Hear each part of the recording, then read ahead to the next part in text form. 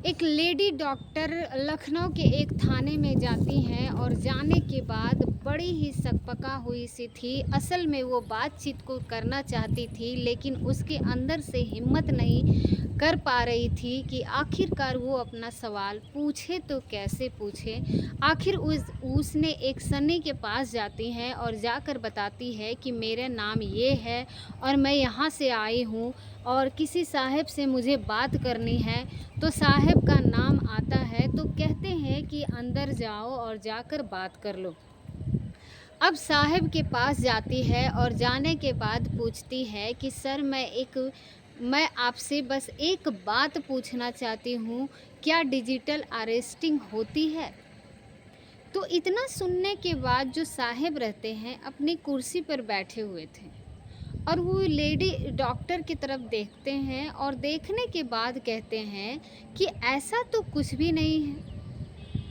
ऐसा भी कोई प्रावधान नहीं आया है कि किसी को भी डिजिटल रूप से अरेस्ट कर दिया जाए। और जैसे यह बात सुनी जाती है, उसके बाद वो लेडी डॉक्टर कुर्सी वहाँ पर पड़ी हुई थी और कुर्सी पर बैठ जाती है और ऐसे जैसे क्या उसमें वेदम हो जाता है।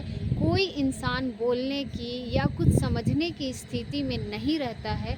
तब वो अधिकारी कई बार आवाज़ लगाता है कि मैडम मैडम, मैं आपसे बात कर रहा हूँ, आपकी तबीयत तो ठीक है, आपको कोई दिक्कत तो नहीं है। तभी मैडम को होश में लाने के लिए कोशिश की जा रही थी। मैडम होश में आती है और उससे पूछा जाता है कि आखिरकार आपके साथ क्या हुआ है।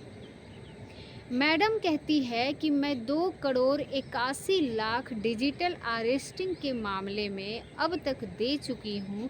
जैसे कि वो ये बात कहती है, ये मामला सोशल मीडिया पर, ये मामला अखबारों में या फिर ये मामला टेलीविज़न पर इस कदर वायरल होने लगता है। संभवतः बताया जाता है कि भारत के इतिहास में इससे बड़ी डिजिटल अरेस्टिंग अभी तक हुई नहीं। क्या मामला है और कौन है वो लेडी डॉक्टर, क्या हुआ था उसके साथ, आगे क्या हुआ है, इस पूरी कहानी को समझने की, जानने की कोशिश करते हैं। हालांकि आप इस कहानी को सुनने के बाद पुलिस की ज़रूर तारीफ़ करेंगे, क्योंकि उन्होंने उन अपराधियों तक पहुंच भी गई हैं और बहुत बड़ी मात्रा में पैसे को वापस भी ले आए हैं। तो सबसे पहले आप सभी को मेरे तरफ से नमस्कार और आप सभी को मेरा यूट्यूब चैनल पे स्वागत है। और अगर आप हमारे चैनल पर पहली बार हैं तो हमारे वीडियो को और हमारे चैनल को सब्सक्राइब ज़रूर करें और वीडियो को लाइक करें, क्योंकि आपका एक लाइक हमें बहुत हौसला देती है और इसी तरह इंटरेस्टिंग वीडियो हम आपके पास लाते रहेंगे। तो जो ये सच्ची घटना है जो मैं आपको सुनाने जा रही हूँ, ये सच्ची घटना है उत्तर प्रदेश की राजधानी लखनऊ की। वहाँ का एक इलाका है कृष्णनगर। दरअसल 1 अगस्त 2024 की सुबह ये बात है। एक अनजान नंबर से एक लेडी डॉक्टर के पास फ़ोन आता है और वो व्यक्ति कहता है कि मैं ट्राई से बात कर रहा हूँ। और लेडी डॉक्टर ने पूछा कि ट्राई का क्या मतलब है, तो वो कहता है कि मैं telecom regulatory authorities of India से बात कर रहा हूँ और मैं आपके नाम पर जितने भी सिम कार्ड इशू हैं वो सारे के सारे सिम कार्ड बंद किए जा रहे हैं। क्या मेरी बात डॉक्टर रुचि टंडन से हो रही है? यह बात कही जाती है तो रुचि टंडन परेशान हो जाती है और कहती है कि आपको पता नहीं है कि मेरा नंबर किस डिपार्टमेंट कितना इम्पॉर्टेंट है। मेरा नंबर बैंक को, मेरा नंबर स्टूडेंट को, सब जगह पर तो बटा हुआ है। आपको पता नहीं है कि आप किससे बात कर रहे हैं। तो पूछना है कि हाँ, मैं जानता हूँ कि किससे बात कर रहा हूँ। आप SGPCI यानी कि Sanjay Gandhi post graduate institute medical science की एसोसिएटेड प्रोफेसर डॉक्टर रुचि हैं टंडन से बात कर रही हूँ। इतनी कॉन्फिडेंस के साथ जो व्यक्ति बात कर रहा था डॉक्टर साहिबा थोड़ी सकपका जाती है, परेशान हो जाती है और एक बार वो शांत हो जाती है, फिर पूछती है कि आखिरकार बात क्या है? तो वो कहते हैं कि तुम्हारे खिलाफ मुंबई के क्राइम ब्रांच जो साइबर सेल है, वहाँ पर 20 शिकायतें आई हैं तुम्हारे अलग-अलग नंबरों से, तुम्हारे नाम से 20 से ज़्यादा नंबर है और आपको पता नहीं है कि आपको इन नंबरों से कितने-कितने बड़े अपराध हो रहे हैं। सीधे-सीधे राष्ट्रीय हित को तुम चोट पहुँचा रही हो। और कहती है, आप किससे बात कर रहे हैं? इस तरह की जो बात सामने वाला व्यक्ति कहता है तो डॉक्टर रुचिका इतना ज़्यादा परेशान हो जाती है कि वो कहती है कि सर मैं क्या कर सकती हूँ, मुझे बताइए, आप हेल्प कीजिए। तो वो कहते हैं कि मैं कुछ नहीं कर सकता हूँ, मैं तो सिर्फ आपके नंबरों को बंद करने का आदेश लेके आया हूँ। अब बात तो आपको सीबीआई के ऑफिसर आईपीएस राहुल गुप्ता वही बात करेंगे आपसे, उनसे बात करना है। इससे पहले कि वो फ़ोन कटता है और इससे पहले कि वो डॉक्टर कुछ समझ पाती, कुछ सही हो पाती, अपने आप को किसी तरकीब से वो रिलैक्स फील करती है और फिर कुछ करती। इसी बीच में एक वीडियो कॉल आती है और जैसे वीडियो कॉल आती है वो थरथरा कर काँपने लगती है। दरअसल सामने एक ऑफिसर है और उस ऑफिसर का चेहरा दिखाई दे रहा था और उसे देखकर साफ अंदाज़ा लगाया जा सकता था जैसे कि ये आईपीएस ऑफिसर है, क्योंकि उसके जो पहनावा थे, उसके जो तरीके थे, उसको देखकर सहज पढ़ा लिखा आदमी तो कोई भी समझ जाएगा कि ये किसी बड़े ऑफिसर का है। और डरते डरते उन्होंने उसको फ़ोन को रिसीव कर लिया। आखिरकार वो वीडियो कॉल थी, हालांकि उधर से सिर्फ फ़ोटो दिखाई दे रहा था और इधर से जो चेहरा दिखाई दे रहा था, जब चेहरे की जो डर था वो साफ साफ सामने वाला व्यक्ति को दिखाई दे रहा था। और उधर से वो व्यक्ति कहता है कि मैं आईपीएस राहुल गुप्ता बात कर रहा हूँ, सीबीआई ऑफिसर। तो मैडम, क्या आपने नरेश गोयल का नाम सुना है? तो इधर से लेडी डॉक्टर कहती है कि मैं समझी नहीं, उन्होंने कहा कि मैं नरेश गोयल की बात कर रहा हूँ, क्या आपने उसका नाम सुना है? तो उन्होंने, जो लेडी डॉक्टर रहती है, उन्होंने बोला नहीं सुना है। डॉक्टर साहिबा साफ मना कर देती है और मैंने तो ऐसा कुछ नाम नहीं सुना। वो कहते हैं कि जेट एयरवेज जो हवाई जहाज़ वगैरह है वो उनके खुद सारे वो हैं और जेट एयरवेज के मालिक हैं और उन्हीं के बारे में बात कर रहा हूँ। दरअसल मनी लर्निंग हुई है और आपके खाते में उनके नाम से जो मनी लर्निंग हुई है आपके खाते में भेजी गई। ये बात कही जा रही है कि मेरे खाते में क्यों भेजी गई, मेरे पास बोलो। मैडम, शायद आपको अंदाज़ा नहीं है कि मुंबई में आपके नाम से कई खाते चल रहे हैं जिसमें बहुत सारे पैसे ट्रांसफ़र किए गए हैं और आपको इस बात का भी अंदाज़ा नहीं है उन पैसों से बच्चों की, महिलाओं की तस्करी की जा रही है। और क्या आपको पता नहीं है, साथ ही कई ऐसी ऑर्गेनाइजेशन, ऐसे संगठनों को आपके तरफ से पैसे भेजे जा रहे हैं जिनका टेररिस्ट आतंकवाद से सीधा साथ ताल्लुकात है। जैसे कि लेडी डॉक्टर ने ये बात सुनी, लेडी डॉक्टर थर-थर काँपने लगती है और वो समझ नहीं आ रहा था कि आखिरकार करे तो क्या करे। तब उधर से कहा जाता है कि आपको मुंबई आना होगा और मुंबई में आने के बाद आपसे बातचीत होगी, आपसे पूछताछ होगी। अगर आप पूछताछ के लिए तैयार हैं तो बताइए। वो कहती है कि आपको पता नहीं है मैं कहाँ से बात कर रही हूँ। बताते हैं कि मैं जानता हूँ कि आप लखनऊ से बात कर रहे हैं और 2 घंटे के अंदर अंदर आपको मुंबई आना है और अब कोई भी ऐसी मशीन नहीं बनी है कि किसी भी व्यक्ति को हज़ारों किलोमीटर 2 घंटे या 1 घंटे में एकदम से पहुँचा दें। क्योंकि बहुत सारी प्रक्रियाएं होती है। अगर हवाई जहाज़ का भी टिकट लिया जाए तो उसके लिए भी काफ़ी दिनों पहले जाकर उसको अप्लाई करना पड़ता है, तब जाके टिकट मिलता है। और हवाई जहाज़ उसके लिए भी टाइमिंग होता है, लेकिन एकदम से अगर 2 घंटे में कोई कहे तो शायद पॉसिबल नहीं है।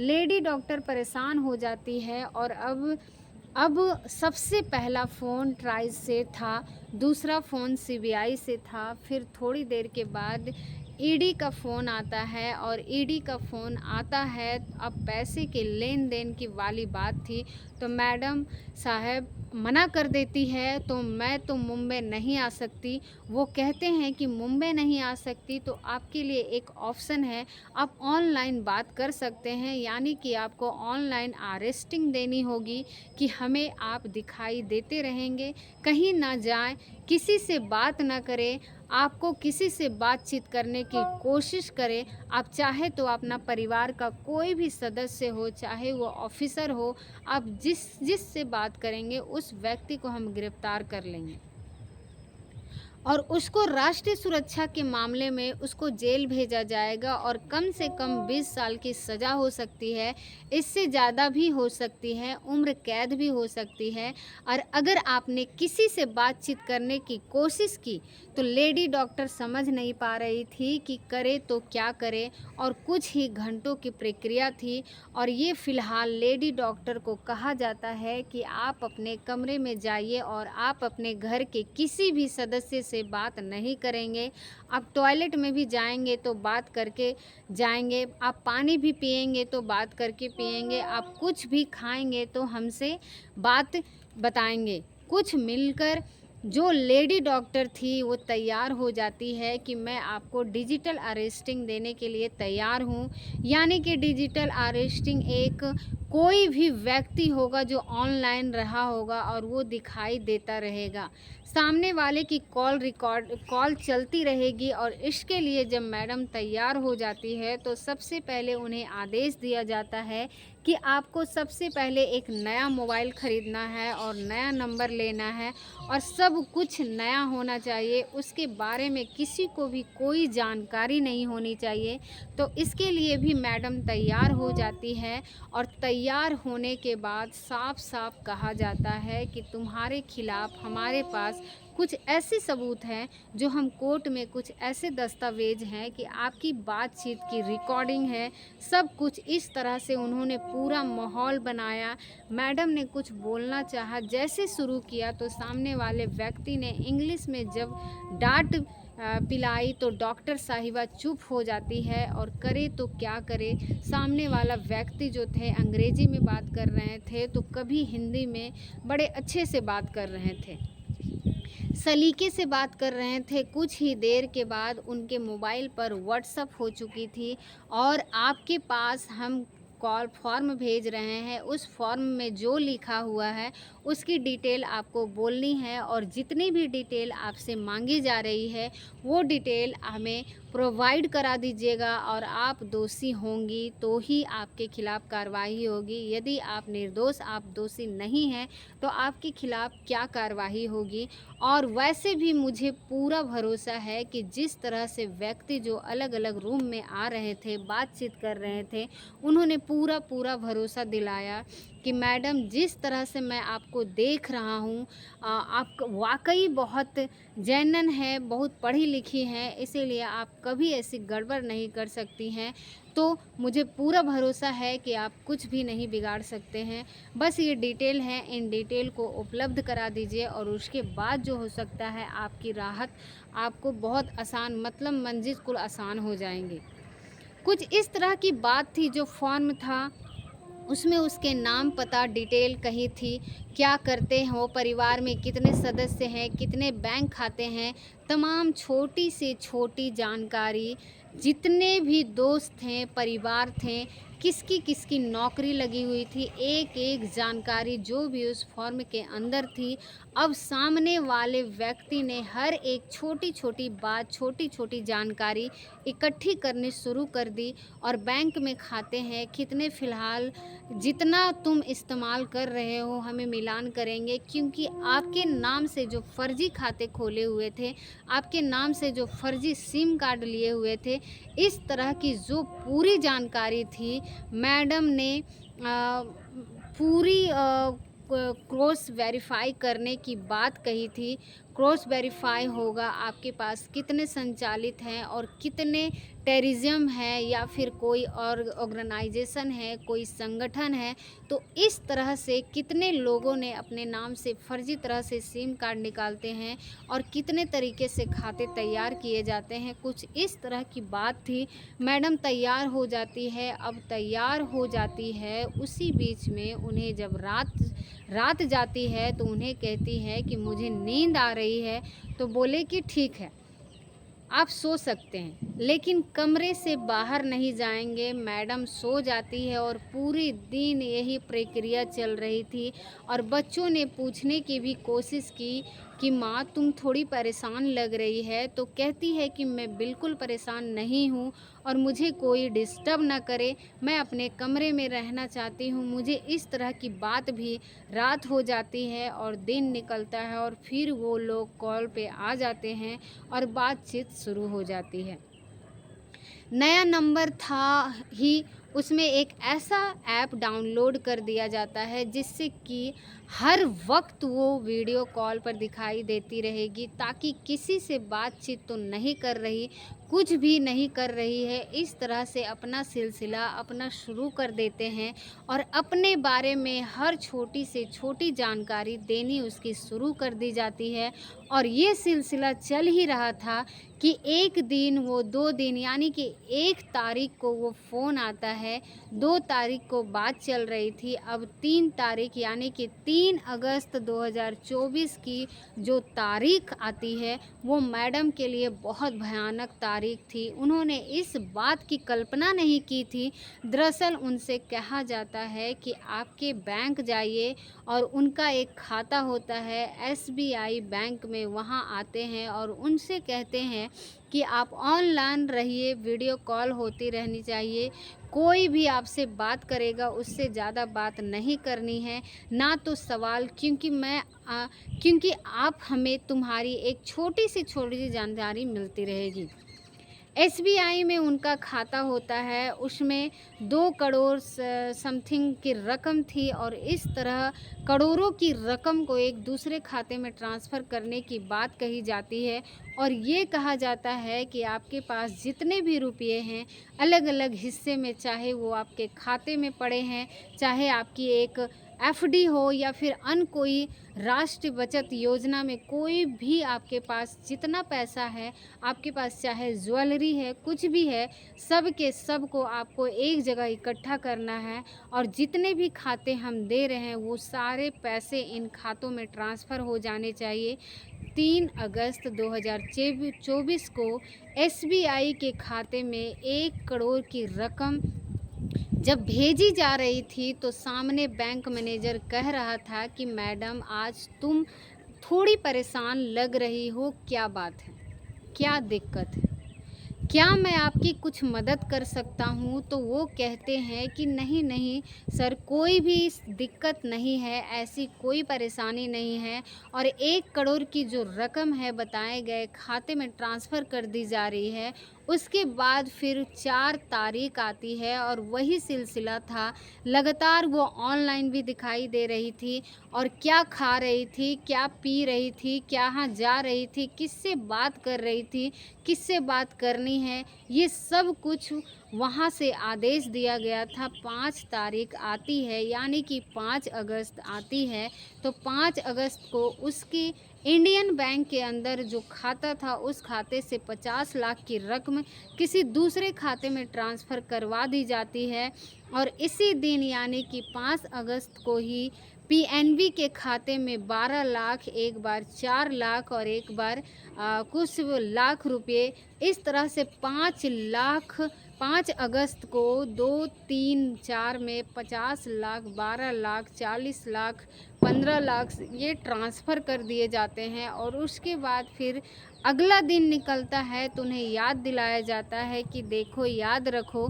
सोचो कि आपके और कहाँ-कहाँ कितने पैसे पड़े हैं, तो आपके अंडर में हैं, जिन्हें आप संचलित कर सकते हैं। उन्हें फिर याद आता है कि हाँ, मेरे एसबीआई में एक और खाता है और उनमें भी कुछ पैसे पड़े हुए हैं। तो 6 अगस्त 2024 को एसबीआई के खाते में 1 लाख फिर से ट्रांसफ़र किए जाते हैं और एसबीआई के खाते में अ, कुछ पैसे नहीं बचते हैं और उसको भी ट्रांसफ़र कर दिए जाते हैं। 7 अगस्त आ जाता है और 7 अगस्त आने के बाद फिर वही बातचीत का सिलसिला चल रहा था और उनसे पूछताछ चल रही थी।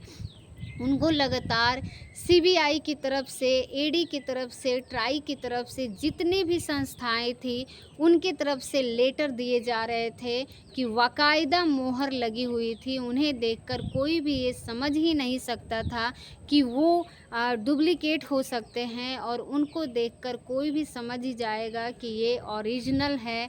कुछ इस तरह के सवाल जब मैडम ने किए तो सामने वालों की तरफ से जवाब भी ऐसे आए जैसे कि आप बिल्कुल सही जानकारी हैं, कोई गलत से नहीं हो सकते। 8 तारीख जब आती है तो 8 तारीख को अब वो कहती है कि मेरे पास अब ज़्यादा नहीं है, सिर्फ़ 1 लाख रुपए बचे हैं। ठीक है, तो मैं उन्हें भी ट्रांसफ़र कर दीजिए। अब मैडम 7 खाते होते हैं, सातों खातों से 5 खातों में 2 करोड़ लाख 3 अगस्त 2024 को शुरू होती है और 8 अगस्त 2024 तक ट्रांसफ़र कर दी जाती है। अब इस रकम को ट्रांसफ़र कर दिया जाता है, उसके बाद भी वो लाइन पर रहते हैं और ऐसा नहीं है कि वो सारी रकम लेके शांत हो जाते हैं। मैडम को थोड़ा-सा होश आने लगता है और वो कहती है कि कम से कम जाकर नज़दीकी पुलिस स्टेशन जाना चाहिए और वहाँ जाने के बाद देखना चाहिए, ऐसा तो नहीं कि कहीं कुछ गड़बड़ हो। हालाँकि उनसे काफ़ी क्रॉस वेरीफ़ाई किया गया था, सारे कागज़ देखे थे, फिर भी अपनी तसल्ली के लिए अपने कुछ कहीं न कहीं कुछ को राहत मिल जाए, नज़दीकी पुलिस स्टेशन जाती है और वहाँ जाने के बाद वो एचओ होते हैं, पुलिस अधिकारी होती हैं, उनसे बातचीत करते हैं और सबसे पहले एक ही सवाल करती है कि साहब, ये जानना चाहती हूँ कि क्या डिजिटल अरेस्टिंग होती है? तो मैडम, ये सब जब पूछा जाता है तो आप क्यों पूछ रही हैं? पुलिस इंस्पेक्टर बोलते हैं। तो वो बोले, बस मैं ये जानना चाहती हूँ, अच्छा से जानना चाहती हूँ। मैडम, ऐसा तो कुछ भी नहीं होता है, ऐसा कोई कानून भी नहीं बना हुआ है कि किसी भी डिजिटल के रूप में अरेस्टिंग कर ली जाए, यानी कि ऑनलाइन अरेस्टिंग। वहाँ ना पुलिस पहुँचेगी, ना कोई अधिकारी पहुँचेगा और वो अपने ही घर में सिर्फ कमरे के सामने क्या कर रहे हैं, क्या नहीं कर रहे हैं, इस तरह की। जैसे कि मैडम यानी कि लेडी डॉक्टर ने ये बात सुनी तो उसको पैरे तले ज़मीन खिसक जाती है, सोचने पर मजबूर हो जाती है, कुर्सी पर बैठ जाती है और बेहोशी जैसी हालत थी। ना कुछ बोलने की स्थिति में थी और ना कुछ सुनने की स्थिति में। ऑफिसर बार-बार उन्हें आवाज़ लगा रहा था, मैडम क्या हुआ? क्या दिक्कत है? क्या परेशानी तो नहीं है? आप कहाँ जाएँगे? क्या करेंगी? तमाम तरह के सवाल थे। जब सवाल उस मैडम के कानों में पहुँच ही नहीं रहे थे, क्योंकि 2 करोड़ और 81 लाख की रकम जब 4, 5, 6 दिनों के अंदर ही वो अलग-अलग 5-6 जगहों 5-6 खातों में पहुंचा चुकी थी और उसकी ज़िंदगी में जितनी भी कमाई थी सब जा चुकी थी, तो वो सोचने पर मजबूर हो जाती है और कुछ देर के बाद वो उनसे एक तहरीर ली जाती है और एफआईआर दर्ज कराई जाती है। और जब एफआईआर दर्ज कराई जाती है तो उसके पास ये मामला सोशल मीडिया पर वायरल हो जाता है, अखबार में प्रकाशित हो जाता है, तब भी वायरल होता है और उसके बाद टेलीविज़न पर खबर आने लगती है। संभवतः इतिहास में, भारत के इतिहास में पहली ऐसी घटना भी थी कि डिजिटल अरेस्टिंग के नाम पर 2 करोड़ 81 लाख के आसपास, पौने 3 करोड़ के आसपास की रकम ली जाती है और अब उनमें से उत्तर प्रदेश की पुलिस जो थी वो सक्रिय हो जाती है। और जैसे उत्तर प्रदेश की पुलिस सक्रिय होती है तो ये मामला एसटीएफ को दिया जाता है, स्पेशल टास्क फोर्स को दिया जाता है। तुम्हें इस मामले की जांच पड़ताल करनी है, क्योंकि जो मैडम होती है वो संजय गांधी और उसका पोस्ट ग्रेजुएट है और वो कॉलेज होता है और मेडिकल कॉलेज से उसकी जो एसोसिएटेड प्रोफेसर होते हैं। जाहिर सी बात है इतने पढ़े लिखे व्यक्ति के साथ कोई इस मामले की जांच पड़ताल कर भी तो कैसे कर सकते हैं। और इस तरह की पूरी मामले का जांच पड़ताल किया जाता है और शुरू किया जाता है। 10 से 15 दिन का समय बीत जाता है और इस महीने यानी कि अगस्त का अंतिम दिन आ जाता है और 31 अगस्त 2024 को आखिरकार कुछ लोगों को गिरफ्तार किया जाता है और पता चलता है कि जिन खातों में रकम गई थी वो बेहद गरीब लोग थे। उन्हें कुछ लालच देकर उनके खातों में रुपये डलवाए गए थे और इन रुपयों का उन्होंने क्रिप्टो करेंसी में इस्तेमाल कर लिया गया था। और कुल मिलाकर पुलिस ने जब अपना कहती है कि पुलिस अगर अपने आप पे आ जाए तो पुलिस अगर ईमानदारी से काम करे तो ज़मीन की तो 7 तह होती है, गहराई होती है, उसको भी खोद डाले। अपराधी बाहर निकला जाता है। दुनिया से भाग सकता है लेकिन पुलिस से अपराधी कभी भाग नहीं सकता। आखिरकार पुलिस ने कुछ लोगों को गिरफ्तार कर लिया, जिससे बताया जाता है कि हर प्रक्रिया प्रधान नाम की कोई महिला थी, वो गैंग लीडर होती है और इनकी जो उड़ीसा की रहने वाली होती है जितेंद्र कुमार यादव, जो कि प्रयागराज से होता है, हितेश उर्फ ज्ञानचंद जो कि गाजीपुर उत्तर प्रदेश का रहने वाला होता है, ये सब लोकेश के जैन होता है और राजस्थान के बूटी जिलों का रहने वाला पवन जैन होता है। 11 लोगों को गिरफ्तार किया जाता है और 11 लोगों को गिरफ्तार करने के बाद लगभग इतने हवाले से इनको कब्जे कर बताया जाता है। ऐसे मीडिया रिपोर्ट कहती है कि 2 करोड़ 81 लाख की रकम बरामद कर ली गई थी और एक ही जैसे कि एफआईआर दर्ज कराते हैं तो रकम को पैसे बैंक में फ्रीज कर दिया जाता है और उसे कोई निकाल ना सके।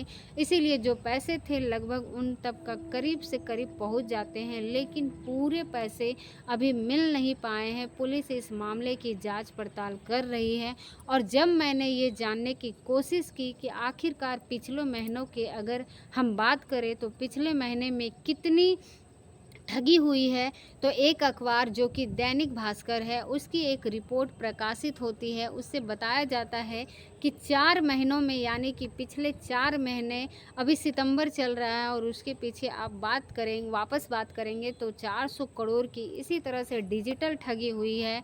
और मैं किसी और से बात क्यों कहूँ, मेरे अपने ही घर में कुछ ऐसे ही हुआ है। स्कूल में हेड मास्टर है मेरे ताऊ जी की, तो उसके साथ भी उनके बेटे भी कुछ ऐसा ही करते हैं और अपने स्कूल में होते हैं और उनको बाकायदा उनके नाम से जाना जाता है। क्या मेरी बात उनसे हो रही है? ठीक है, बात हो रही है। ये सिलसिला शुरू हो जाता है। तो इस तरह से ठगी बहुत ज़्यादा चल रही है, बहुत ज़्यादा डिमांड हो रही है। लूट डकैती के तरीके बदल चुके हैं। पहले घोड़ों का चला करते थे, डकैत इकट्ठे होते थे, बंदूकें लेकर जाया करते थे, गांव-गांव के जाने के बाद लोगों को घेरा करते थे, उसके घर में सोना चांदी ये सब चीज़ें को लेकर विरोध करते थे, उन्हें गोलियां मारकर दिया करते थे और पैसे निकाला करते थे। लेकिन आज मोबाइल है, पैसे निकालने लगे हैं। अब एक नया तरीका ईजाद हुआ है, वो तरीका है डिजिटल अरेस्टिंग। तो इसमें 400 करोड़ की जो ठगी हुई है, आपको सुनकर हैरानी होगी। इसमें डॉक्टर है, इसमें इंजीनियर है और उसमें पुलिस वाले हैं, इसमें पुलिस ऑफिसर सर हैं, बहुत अलग अलग तरह के इसमें सेना जुड़े हुए हैं। तो इनसे कर्नल भी है, जनरल भी है, ऐसा कोई बड़ा-बड़ा अपराधी नहीं है। सामने वाला जब ये पकड़े जाते हैं तो पता चलता है कोई हाई स्कूल का फ़ेल है, कोई 8वीं पास है, तो इतने अच्छे से, इतने ढंग से बात करते हैं। ऐसा लगता है कि जैसे सचमुच सीबीआई के ऑफ़िसर हैं। यदि आपके पास ऐसा किसी व्यक्ति का फ़ोन आता है तो डरने की बिल्कुल भी ज़रूरत नहीं है। सबसे पहले तो आप फ़ोन कट कर दीजिए, बात सुनिए। ही नहीं, अगर आपको लग रहा है कि आपके सामने वाला ज़्यादा परेशान कर रहा है तो स्विच ऑफ कर लीजिए। अगर आपको लग रहा है कि इससे ज़्यादा परेशान कर रहा है तो नज़दीकी पुलिस स्टेशन में जाने के बाद उस नंबर को, कहीं नंबर को दिखाइए। कहिए कि मेरे पास लगातार इस तरह से फ़ोन आ रहे हैं और बड़े धमकी दे रहा है। अगर असली होगा तो आपके खिलाफ़ जाँच होती है और ये तो होती रहेगी, और नकली होगा तो कम से कम आप बड़ी रकम जुटाने से बच जाएँगे। दोस्तों, इस पूरे घटनाक्रम को सुनाने का उद्देश्य किसी को परेशान करना नहीं, किसी का दिल दुखाना नहीं, बल्कि आपको जागरूक करना है, आपको सचेत करना है। और उम्मीद करते हैं कि आपको ये वीडियो बहुत पसंद आया होगा, और हमारे वीडियो पर अगर आप इतने टाइम तक बने रहें तो उसके लिए बहुत-बहुत धन्यवाद।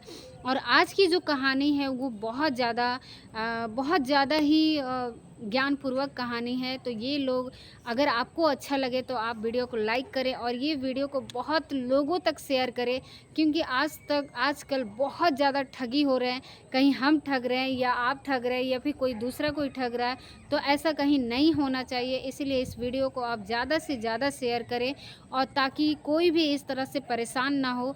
तो अगर आप हमारे चैनल पर पहली बार हैं तो सब्सक्राइब करें, और हमारी वीडियो को वॉच करने के लिए बहुत बहुत धन्यवाद।